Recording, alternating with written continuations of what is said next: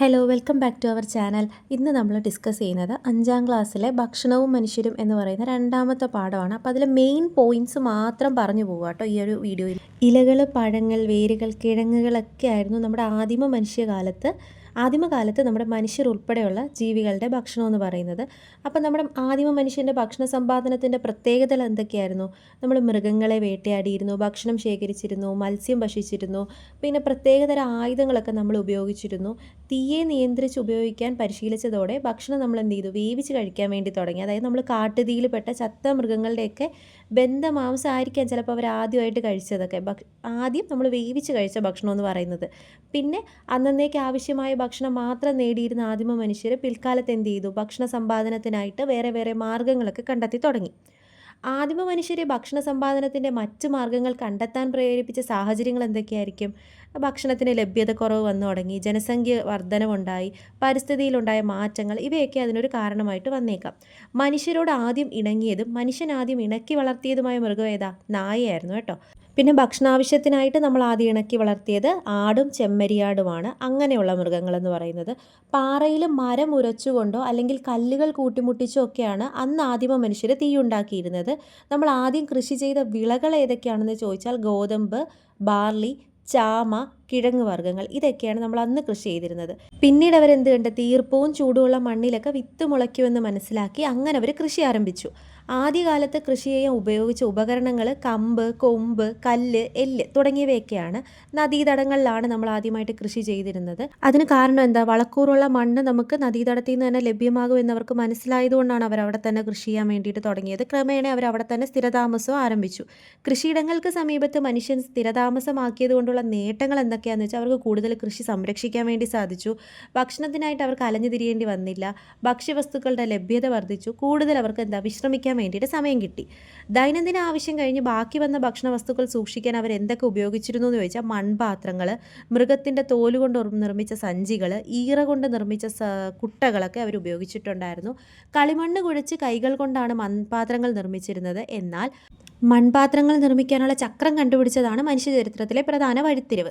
ഇഷ്ടിക കൊണ്ട് നിർമ്മിച്ച ധാന്യപ്പുര ഏത് നദീതട സംസ്കാരത്തിൻ്റെ പ്രത്യേകതയായിരുന്നു എന്ന് ചോദിച്ചു കഴിഞ്ഞാൽ സിന്ധു നദീതട സംസ്കാരം അഥവാ ഹാരപ്പൻ സംസ്കാരം. നഗരങ്ങളുടെ രൂപീകരണത്തെ സൂചിപ്പിക്കുന്ന ഒരു ഫ്ലോ ചാർട്ട് പിന്നെ അവിടെ കൊടുത്തിട്ടുണ്ട്. അതായത് സാധനങ്ങളുടെ കൈമാറ്റം, കച്ചവടം, ചന്തകൾ, കച്ചവട കേന്ദ്രങ്ങൾ, നഗരങ്ങൾ, ഇങ്ങനെയായിരുന്നു അത് വന്നിട്ടുണ്ടായിരുന്നത്. സാധനങ്ങൾക്ക് പകരം സാധനങ്ങൾ പരസ്പരം കൈമാറുന്ന രീതിയാണ് ബാർട്ടർ സിസ്റ്റം, അല്ലെങ്കിൽ ബാർട്ടർ സമ്പ്രദായം എന്ന് പറയുന്നു. ഇന്ത്യയുമായി വ്യാപാര ബന്ധമുണ്ടായിരുന്ന വിദേശികൾ റോമാക്കാർ, ചൈനക്കാർ, അറബികൾ, പേർഷ്യക്കാർ, ജൂതർ. ഇന്ത്യയിൽ നിന്നും പ്രധാനമായിട്ടും നമ്മൾ കയറ്റുമതി ചെയ്തിരുന്ന സുഗന്ധവ്യഞ്ജനങ്ങൾ കുരുമുളക്, ഏലം, ഇഞ്ചി, ഗ്രാമ്പു, കറുവപ്പട്ട. കറുത്ത പൊന്നെന്നറിയപ്പെടുന്ന സുഗന്ധവ്യഞ്ജനം ഏതാ? കുരുമുളക്. സുഗന്ധവ്യഞ്ജനങ്ങളുടെ രാജാവ് എന്നറിയപ്പെടുന്നത് കുരുമുളകാണ്. കുരുമുളകിൻ്റെ ജന്മദേശം ദക്ഷിണേന്ത്യ. കുരുമുളകിന് എരിവ് നൽകുന്ന ഘടകം പെപ്പറിൻ. പ്രോട്ടീൻ, കാർബോഹൈഡ്രേറ്റ്, കൊഴുപ്പ്, വൈറ്റമിനുകൾ, ധാതുക്കൾ എന്നിവ ധാരാളമായിട്ട് കുരുമുളകിൽ അടങ്ങിയിട്ടുണ്ട്.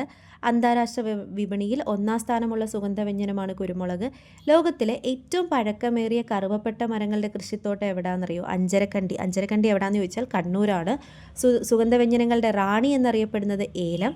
കേരളത്തിലും ആസാമിലും ഏലം ധാരാളമായി കൃഷി ചെയ്തു വരുന്നു. ഏലത്തിൻ്റെ ജന്മദേശം ഇന്തോനേഷ്യ. ഔഷധഗുണം നിറഞ്ഞ സുഗന്ധവ്യഞ്ജനമായ ജാതിക്ക കർണാടകയിലും കേരളത്തിലെ പശ്ചിമഘട്ടത്തോട് ചേർന്ന പ്രദേശങ്ങളിലും ധാരാളമായി വളരുന്നു.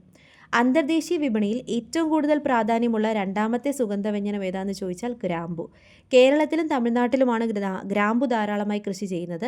ആദ്യമായി ഗ്രാമ്പു സുഗന്ധവ്യഞ്ജനമായി ഉപയോഗിച്ച് തുടങ്ങിയത് ആരാണെന്ന് ചോദിച്ചാൽ ചൈനക്കാരാട്ടോ. ഗ്രാമ്പുവിൻ്റെ പൂമൊട്ടുകൾ ഉണക്കിയെടുത്താണ് ഉപയോഗിക്കുന്നത്. അതൊക്കെ നമുക്കറിയാവുന്ന കാര്യങ്ങളാണ്. പ്രോട്ടീൻ, ഇരുമ്പ്, കൊഴുപ്പ്, അന്നജം, കാൽസ്യം, ഫോസ്ഫറസ് എന്നിവ ഗ്രാമ്പുവിൽ ഒരുപാടുണ്ട്. ഉഷ്ണമേഖലയിലെ ആപ്പിൾ എന്നറിയപ്പെടുന്ന ഫലം ഏതാണെന്ന് ചോദിച്ചാൽ പേരയ്ക്കാണ് കേട്ടോ. ഇനി നമുക്ക് കുറച്ച് കാർഷിക വിളകളും അവരുടെ ശാസ്ത്രീയ നാമവും നോക്കാം. പേരക്ക സൈഡിയം ഗുജാവ, പപ്പായ കരിക്ക പപ്പായ, കൈതച്ചക്ക അനനാസ് കോമോസസ്, കശുവണ്ടി അനാകാർഡിയം ഓക്സിഡൻറ്റേൽ, മരച്ചീനി മാനിഹോഡ് യൂട്ടിലിസീമ, ഉരുളൻകിഴങ്ങ് സൊളാനം ട്യൂബർ റോസം. ഇതാണ്. ഇനി നമുക്ക് വാസ്കോഡഗാമയെക്കുറിച്ച് പറയാം. കടൽ മാർഗ്ഗം ഇന്ത്യയിലെത്തിയ ആദ്യ യൂറോപ്യനാണ് വാസ്കോഡഗാമ. 1497 ലിസ്ബണിൽ നിന്നാണ് പുറപ്പെട്ടത്. അദ്ദേഹം കേരളത്തിലെത്തിയത് 1498 മെയ് 20 കാപ്പാട്, കോഴിക്കോട്. ഇന്ത്യയിലേക്ക് എത്തിച്ച പോർച്ചുഗീസ് രാജാവാരാണ് വാസ്കോഡഗാമയെ? മാനുവൽ ഒന്നാമനാണ്. വാസ്കോഡഗാമയ്ക്കൊപ്പം കേരളത്തിലെത്തിയ പോർച്ചുഗീസ് നാവികൻ ആരാണെന്ന് വെച്ചാൽ അൽവാരോ വെൽഹോഫ് ആണ്. വാസ്കോഡഗാമ 1498 നവംബറിൽ കണ്ണൂരിൽ നിന്ന് പുറപ്പെട്ട് 1499 ലിസ്ബണിലെത്തി. വാസ്കോഡഗാമയുടെ യാത്രയ്ക്ക് ചെലവായ തുകയുടെ 60 ഇരട്ടിയോളം ലാഭമാണ് അദ്ദേഹം ഇന്ത്യയിൽ നിന്നും കൊണ്ടുപോയ വിഭവങ്ങൾ. കേരളത്തിൽ ഏറ്റവും കൂടുതൽ കശുമാവ് കൃഷി ചെയ്യുന്നത് കണ്ണൂരാണ്. കശുവണ്ടിയിൽ അധിഷ്ഠിതമായ വ്യവസായങ്ങൾ കൂടുതലുള്ളത് കൊല്ലത്താണ്. വ്യവസായങ്ങൾ കൂടുതലുള്ള ജില്ല കൊല്ലമാണ്. മരച്ചീനി കേരളത്തിൽ പ്രചരിപ്പിച്ച തിരുവിതാംകൂർ രാജാവ് വിശാഖം തിരുനാൾ. തിരുവനന്തപുരത്തെ കിഴങ്ങുവിള ഗവേഷണ കേന്ദ്രം ആദ്യമായി വികസിപ്പിച്ച അത്യുൽപാദന ശേഷിയുള്ള മരച്ചീനിയുടെ പേര് ശ്രീവിശാഖം. രണ്ടാം ലോക മഹായുദ്ധസമയത്ത് കേരളത്തിലുണ്ടായ ഭക്ഷ്യക്ഷാമത്തെ അതിജീവിക്കാൻ കേരളത്തെ പ്രാപ്തമാക്കിയ വിള മരച്ചീനി. സ്വർഗീയ ബലം എന്ന് വിശേഷിക്കപ്പെടുന്ന ബലമാണ് കൈതച്ചക്ക. ലോക ഭക്ഷ്യദിനം ഒക്ടോബർ 16 കേട്ടോ. അതോടെ ഇതിൻ്റെ കൂടെ ഞാൻ ആഡ് ചെയ്തതേ ഉള്ളൂ. ലോക ഭക്ഷ്യദിനം ആദ്യമായി ആചരിച്ചത് 1981.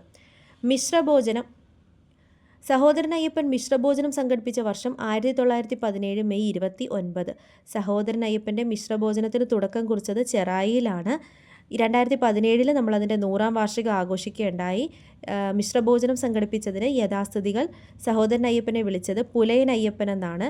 എല്ലാ വിഭാഗ ജനങ്ങളും ഒരുമിച്ചിരുന്ന് ഭക്ഷണം കഴിക്കുന്നതിനെ വിലക്കുന്ന സാമൂഹിക അസമത്വത്തിനെതിരെ സഹോദരൻ അയ്യപ്പൻ്റെ നേതൃത്വത്തിൽ നടന്ന പ്രതിഷേധമാണ് മിശ്രഭോജനം.